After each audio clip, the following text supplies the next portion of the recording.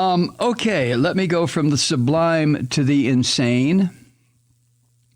I was thinking over the weekend, first of all, the situation, I mentioned this last week, the situation on the borders of Ukraine, where the Russians have placed 130,000 troops, air, land, and sea, to the southwest of Ukraine. It's in the the Black Sea.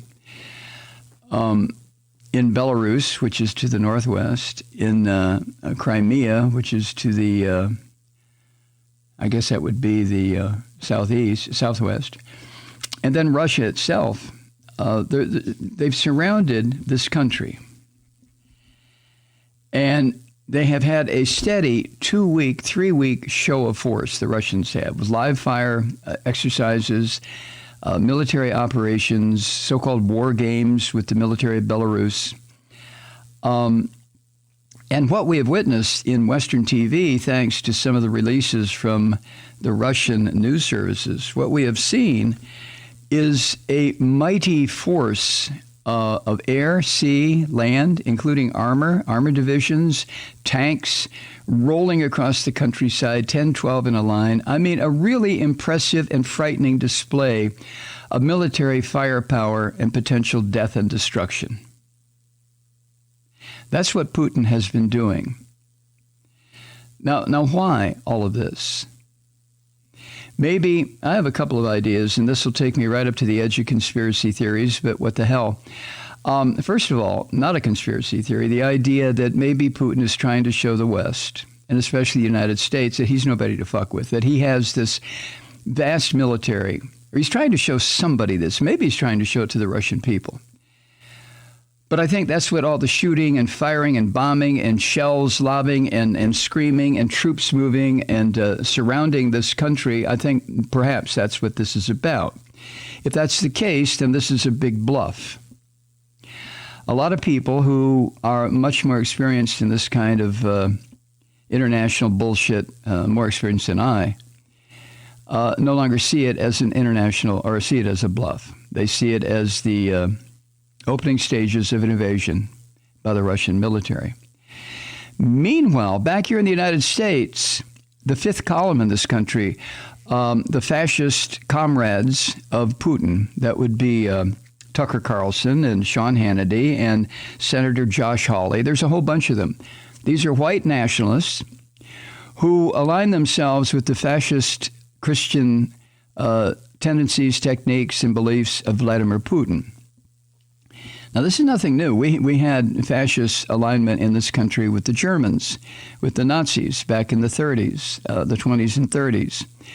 And there is still a heavy contingent of Nazis in this country, including Josh Hawley and Tucker Carlson and Sean Hannity and the blonde bitch on what's her name, on Fox, a whole clutch of them.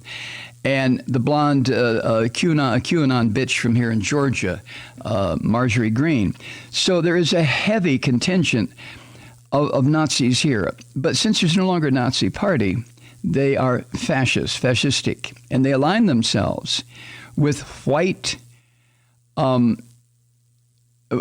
fascists that border Europe, that consider themselves part of Europe. Putin does not consider himself to be Asian at all.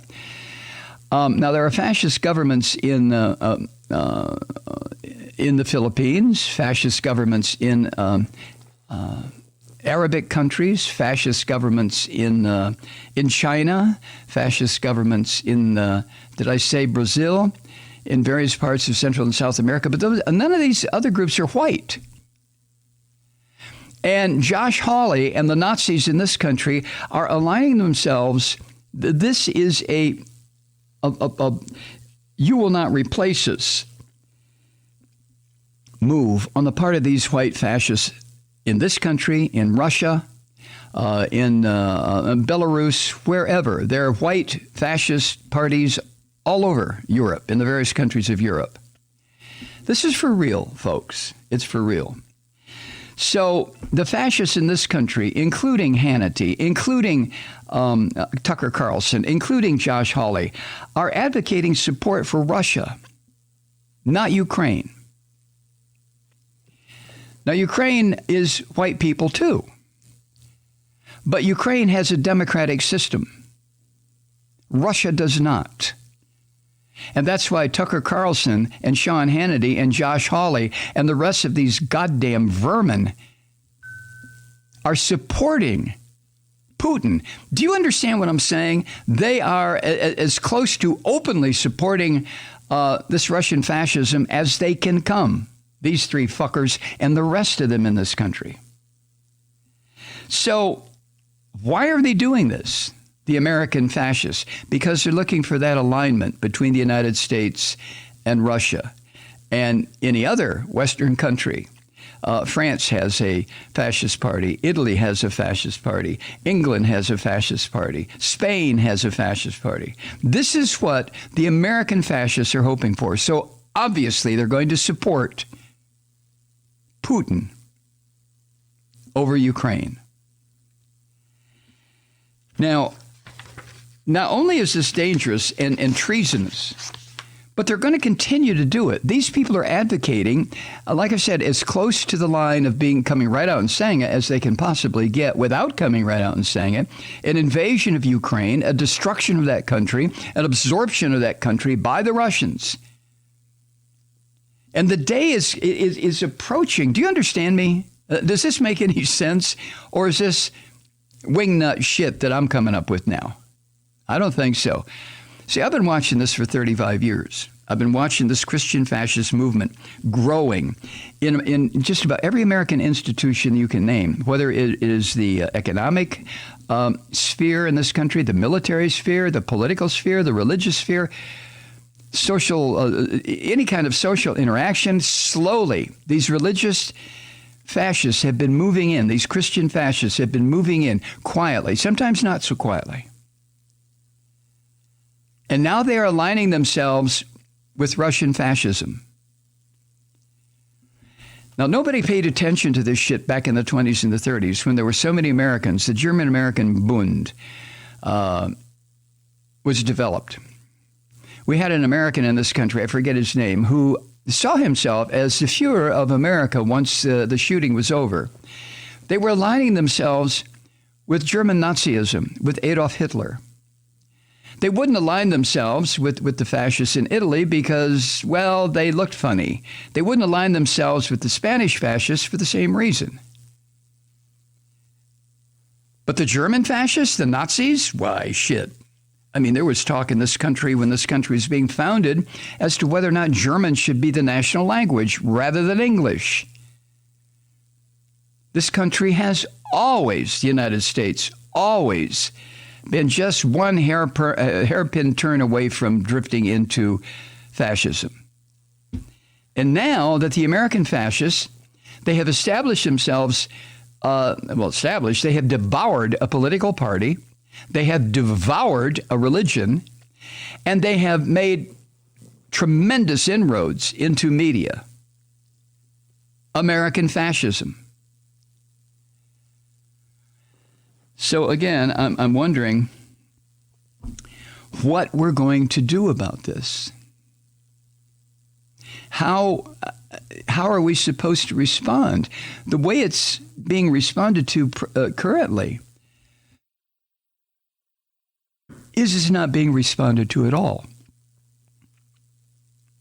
I do not hear any part of Homeland Security, any part of the military, any part of the Biden government using the word fascist, that there is a movement in, maybe it's been, people have been saying and I haven't heard it, but this fascism has been moving into all these spheres of influence over the past 35 years under the guise of Christianity, for God's sake.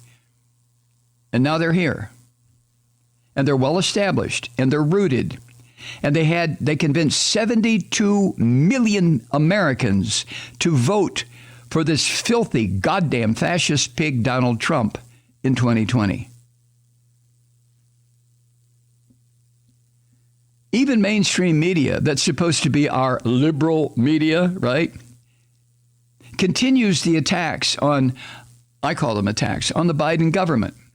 pointing out 7% inflation. Yeah, it's the worst in 40 years. Who's responsible for it? We had 4 fucking years of the orange vomit, who systematically destroyed everything he could get his hands on. And what he couldn't destroy, he sent in his operatives to destroy. And so Biden comes into office, and Biden is left with this horrible fucking mess, domestically, internationally. What is he supposed to do?